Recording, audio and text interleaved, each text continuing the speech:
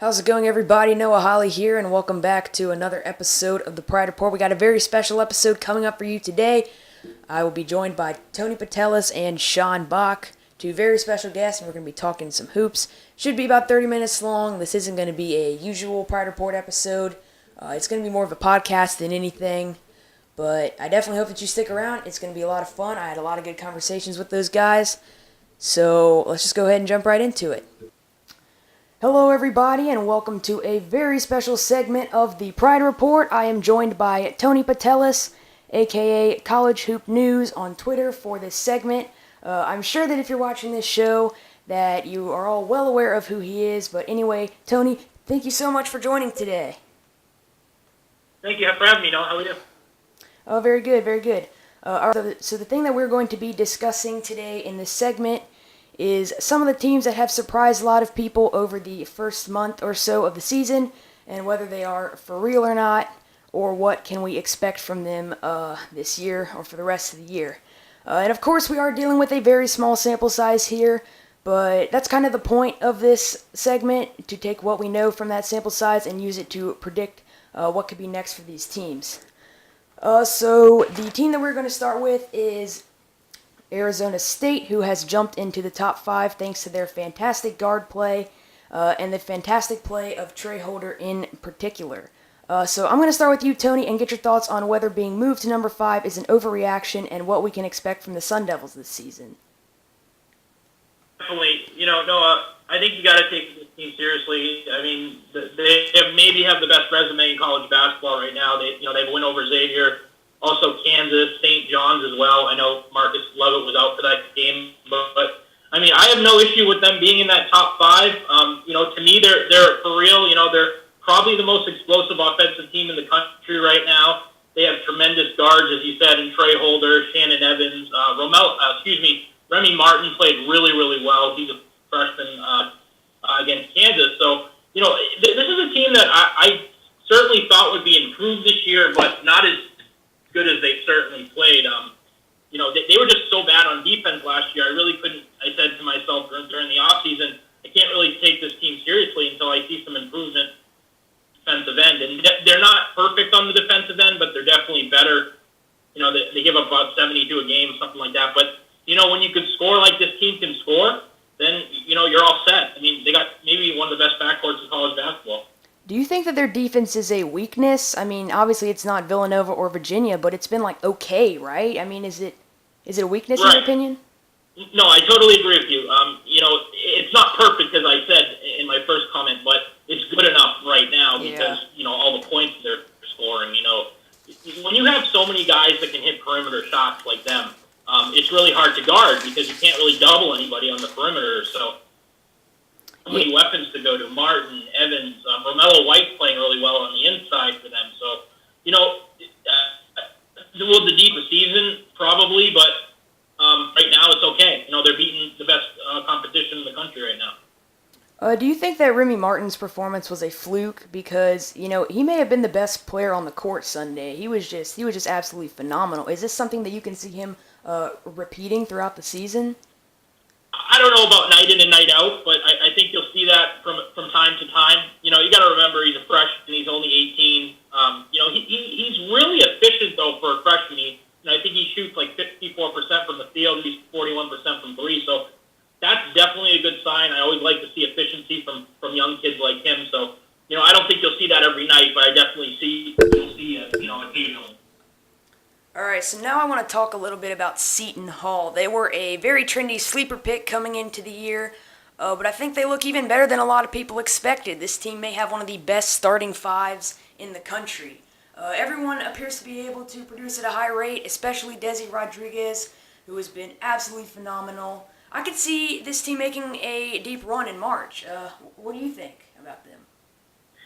Definitely. I wasn't as high as some people on Seton Hall coming into the season because the last few years, they've just relied so heavily on that big 3, Rodriguez, Delgado, and Carrington. And I was just concerned that they might not have enough behind those guys to make a deep run, as you said. But this year, the guy that I'm really excited about is Miles Powell. He's had a lot of big games. He's averaging 15 a game, really efficient last year. He did not shoot the ball well.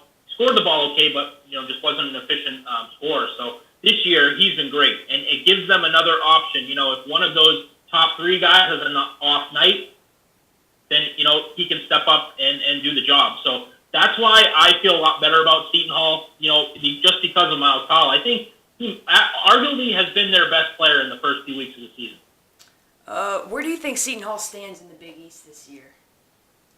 Right now I'd probably put them at number 3. I still like Xavier a little bit better. I like their experience. I mean, as Seton Hall's very experienced as well, but I just think Xavier's a better team from top to bottom. So I would put Seton Hall 3 behind Villanova and Xavier right now. I definitely agree. All right, next up, we're going to talk about Texas A&M, whose rise to prominence I believe you predicted in the offseason, right? Absolutely. I love this roster. We all know last year they just did not have any point guard play, and they couldn't initiate any offense. And with all the talent they had, you still need a point guard. Probably the most important position in college basketball these days. This year they have that. Dwayne Wilson, transfer from Marquette. J.J. Caldwell is a kid who sat out last year due to academics. He's back now from his suspension, getting, the guard play they need. And they have one of the best front courts in college basketball. Tyler Davis, Robert Williams. They have a really good wing in DJ Hogue. And then you add Admon Gilder to that backcourt. They have all the pieces you need to make a deep run and be maybe even a national title contender. They have size up front. They have really good depth, and they have really good guard play. And they have a wing scorer in Hogue, as I said, who can really fill it up. So I'm really excited about this team, and I think they're showing, what I said all off season, that they're for real.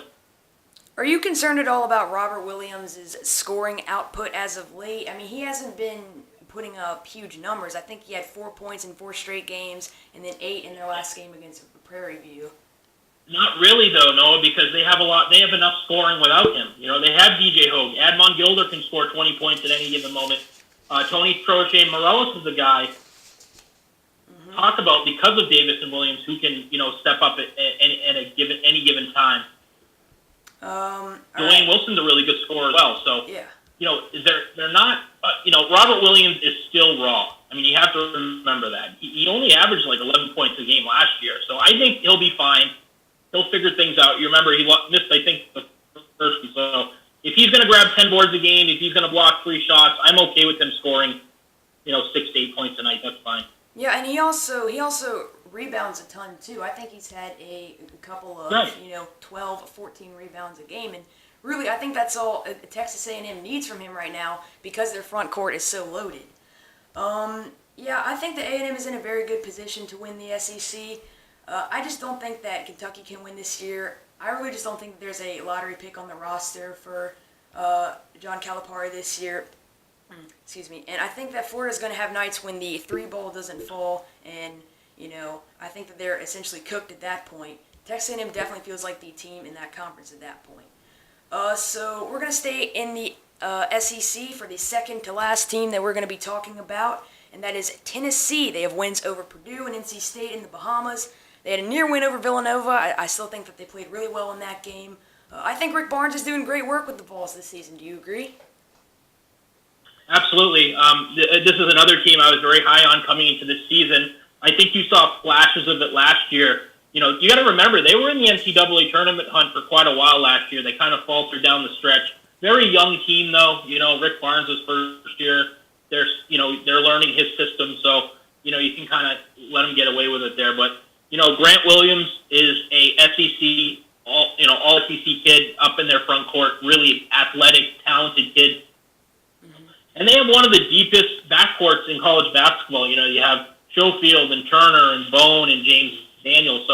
And they're really good defensively. Really, really good defensive team. Actually, very underrated. They only give up like 64 a game. So I love this team. I love their guard play. I love their depth. I think they play 9, 10 guys a night. So I think this is a top 5 or 6 team in the SEC. I really believe that. I still laugh when I see them getting picked 13th in the preseason poll. Yeah, that was crazy. Do you think that they can beat UNC this weekend? That's a little bit of a stretch, I think. I don't think they're a great matchup. But they beat Purdue, and I thought Purdue was a terrible matchup for them because the one thing that is a lot of size.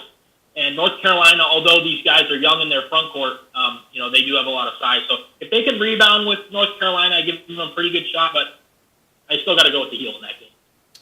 All right, final team, Florida State, one of the few unbeatens left after Mississippi State fell last night. They've beaten Florida, not much else, but in every game with the exception of a 5-point win over Rutgers, they have won by a very large margin. What's up with these guys, Tony? Do you think they're a top-tier ACC team? I don't. I'm not ready to go there yet. They don't have a first. In the ACC, you need an all-ACC guy in your lineup to, I think, compete near the top. And I just don't think they have that. Terrence Mann, very good player. C.J. Walker's a kid who's learning on the job. He's playing a lot of minutes. He was a 5-star. But I just don't think they have enough to compete with the likes of Duke and Notre Dame and teams like that at Virginia. They can be maybe in the tournament mix, but I probably put them in the middle of the pack. I'm just not ready to go there yet with Florida State. Games against tough competition, I'll change my mind, but right now I'd probably say they're more of a pretender than a contender. Do you have a prediction for their game against Oklahoma State this weekend? I think that one's going to be really competitive and a great test for both teams. Really looking forward to that. Do you think that Florida State can win? Oh, definitely. Oklahoma State's a team, though, that I think is a little bit better than people think as well. So I think it's a really good matchup of two kind of unknowns. We really don't know much about each team. So I definitely give Florida State a pretty good shot in that game for sure. All right, so that is going to about do it for this segment. Make sure you stick around for the next bit when Sean Bock joins the show.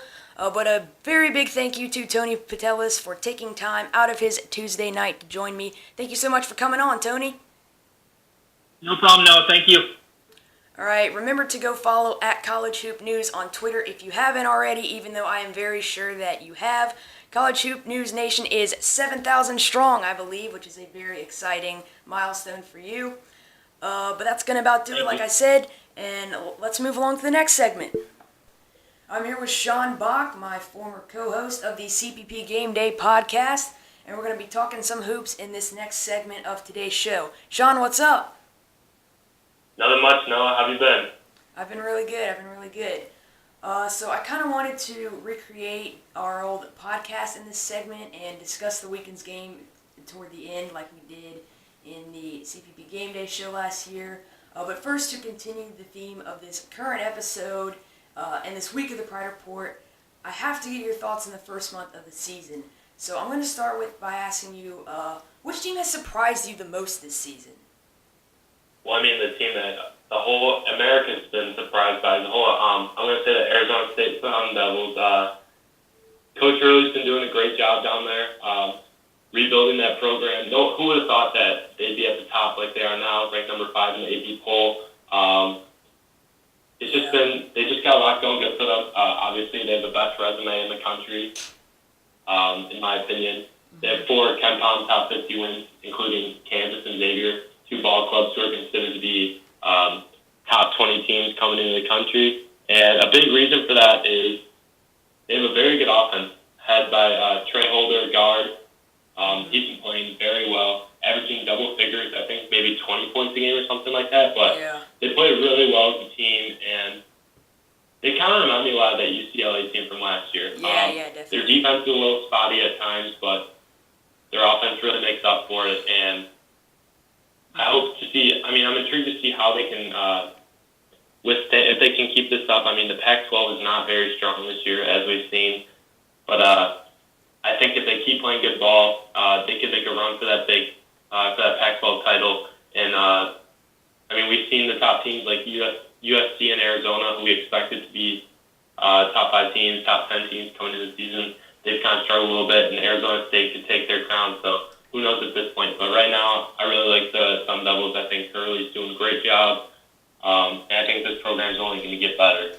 All right, so now I'm going to ask you the opposite. What team has disappointed you the most this season?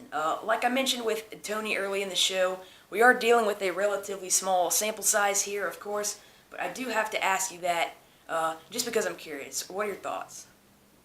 Well, as you know, though, I'm a pretty big Big Ten guy, growing up in Big Ten country.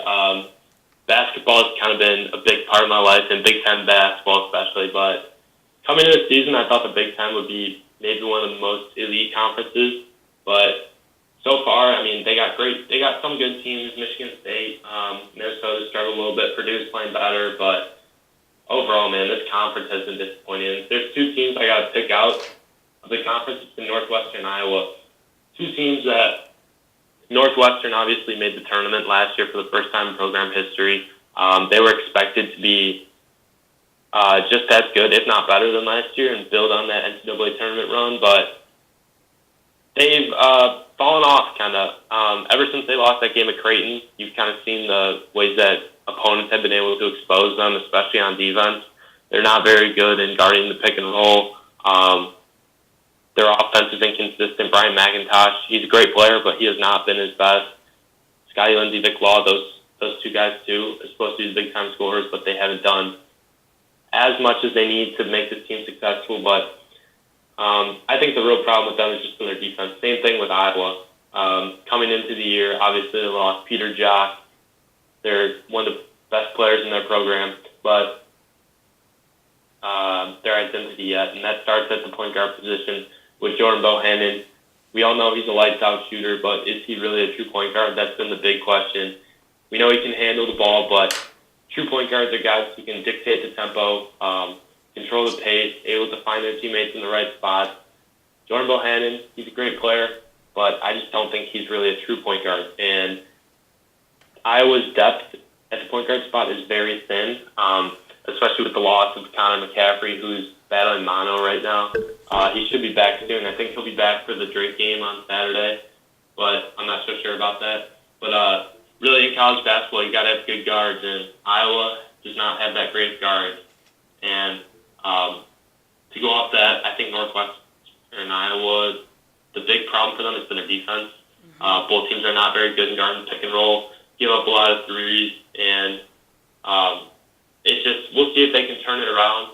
I think they have the talent, but do they have the fight and will in them? I'm not so sure. Well, we'll see. I think the Big Ten has been a disappointment as a whole, but I think once conference season comes around and come March, I think we'll see teams finally start gelling together and really starting to play good ball again. I think we'll be happy with the Big Ten.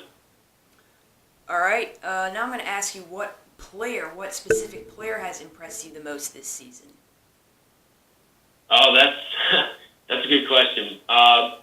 It's been Trae Young at Oklahoma. I know it kind of sounds crazy that I've been impressed the most by a McDonald's All-American, but this guy has been something else. We know the diaper dandies like Mo Bamba, all those guys, but Trae Young, man, he's been something else. He's probably the most important player to his team in the country. I mean, he's averaging 28 and 8 per game. Truly crazy numbers for a freshman point guard. I mean, granted, he was a McDonald's All-American, but did you really? I did not expect him to be this good. The big concern with him, as far as an NBA standpoint goes, has been his size. Only 6'2", 6'3", and it's kind of his discipline a little bit. I mean, I know his game is, he likes to shoot those long bombs, but he needs to really slow it down sometimes and play within himself. But he's done that for most of the year, and he's been something else. I'm really excited to see how Oklahoma plays out this year. I mean, they have a pretty young squad, led by Young, obviously. And I think Trae, the sky's the limit for him. A lot of comparisons to Steph Curry. Just the way he passes the ball, creates for himself and his teammates, tears up the defenses, can take you inside or outside. I think he's just a special player, and he's going to only get better. I don't see his averages really going up or anything, but because it's kind of hard to keep those averages up, 28 and 8. But like I said, he's just been a special player, and I think he's going to become even better. I'm excited to see how far he can take the Sooners this year. All right, so now we're going to take a look at the weekend's games, starting with the big one on Sunday, Tennessee and UNC. It is the only top 25 matchup this weekend. Earlier in the show, me and Tony both agreed that taking Tennessee here may be a bit of a stretch, but they do have a great defense, so it could be interesting. Sean, what are your thoughts? Yeah, I mean, I haven't been able to see both North Carolina and Tennessee all that much this year. I mean, I've watched a little bit of film on them. North Carolina, obviously, with Joel Berry, who's been coming back from injury, he's been playing well. Luke May, who really no one thought would be the star of this team a couple years back, has been very solid. But Tennessee, man, I wanted to have them as one of my surprise teams. I mean, I did the college Pride Press preview for them back in August, and I was looking at this team. I'm like, wow, this team is pretty deep. They got a bunch of guys who can put the ball in the bucket. I think they have maybe 5 or 6 guys averaging above 8 points. So they're a very balanced group, led by Grant Williams, who's averaging 16 and 8. He's probably one of the front runners for SEC Player of the Year now that Michael Porter Jr. is likely out for the season. But man, I think this Tennessee team, that's a tough environment there in Knoxville. Yeah. North Carolina is going to have to come in with their A game. Obviously, their offense has been solid this year, ranking one of the best in KenPom. Tennessee's defense as well has been very great. But man, this would be something else. I think this game for Tennessee is absolutely huge. Just like it's turning the program around, because no one really thought they'd be all that special this year, but they proved them wrong. But I think North Carolina's going to be a little bit too much. I'm excited for this matchup. I think both teams will be very, very hyped for it. That atmosphere at Thompson-Boling Arena will be electric, but in the end, I think the Tar Heels will just be too much. Yeah, I have to agree with you and go with UNC. After losing to Michigan State, they've maybe had their 4 best offensive performances all season long. And if they can find a way to keep that going against Tennessee, which is the top-rated defense according to Haslametrics.com, I just don't give the Vols a great chance here. But either way, I'm really looking forward to watching this game because of the matchup of Grant Williams and Luke May. I think that's going to be really fun. Both those guys have been 2 of the breakout stars of the year. But yeah, I have to go with UNC, but I definitely agree with you. I think that Knoxville can be a tough environment, and there's definitely going to be a very passionate crowd there because Tennessee is looking as good as they have in many years. So, like I said, definitely looking forward to that. Now let's move right along and talk about Oklahoma and Wichita State. This one is shaping up to be a lot of fun. Sean, what are your thoughts on this? I mean, like we talked about Trae Young earlier. Obviously, he's been the focal point for Oklahoma, does a little bit of everything. He's got guys around him that can do a little bit too, but man, oh man, this Wichita State team is something else. They're just so deep. I love their backcourt, Connor Frankamp and Landry Shamet. Jack Morris has been a beast inside. Their best players, Zach Morris, I think his name, is that correct? I believe so. Yeah, he's coming back. He's coming back soon. He's our best player, and it's going to be this Wichita State team, man. If I had to pick a national title favorite now, I'd say Duke, Michigan State, then Wichita State. I think they're that good. Greg Marshall's got a great tradition going on there in Wichita. I just think they're so loaded top to bottom, and I think really it's just going to be too overwhelming for Oklahoma. Trae Young is going to have his hands full with the Shockers' press and their pressure, but I think this is going to be a great learning experience for him. He'll only be able to learn from this one.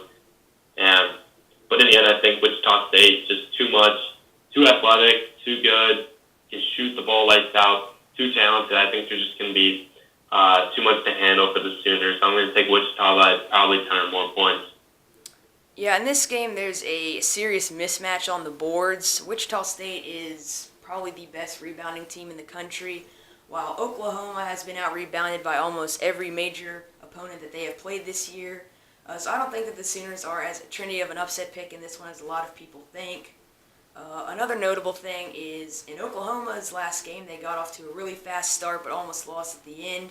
And in Wichita State's last few games, they've gotten off to a really slow start but won by double digits both times. So I'm not going to be surprised if Trae Young comes out and knocks down some jumpers, if they can get someone else hot, and OU gets off to a real hot start. But once Wichita State can settle down, I think that they can implement their pace and run away with this one. I just think that, like you said, top to bottom, you can't really compare these two teams.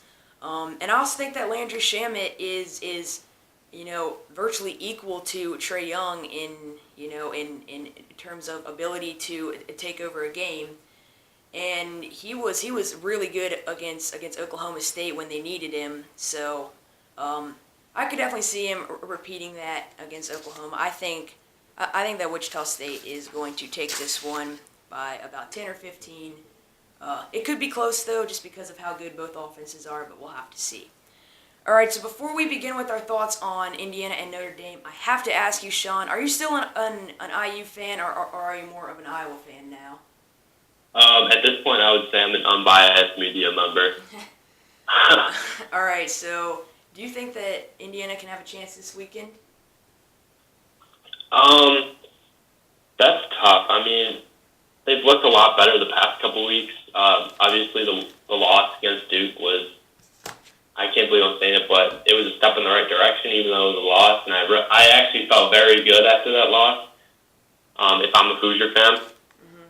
But Archie Miller's doing big things down there in Bloomington. I don't think he'll be able to win this game at Bankers Life because, I mean, the Hoosiers never win in Bankers Life. It's ridiculous. I've spent my whole life watching them, and I've never seen them shoot well, play well, do anything well in Bankers Life. But Notre Dame, another team who's been struggling, obviously, with that loss against Ball State at home. That one really stings. But I've learned in my time watching college basketball to never bet against Mike Bray.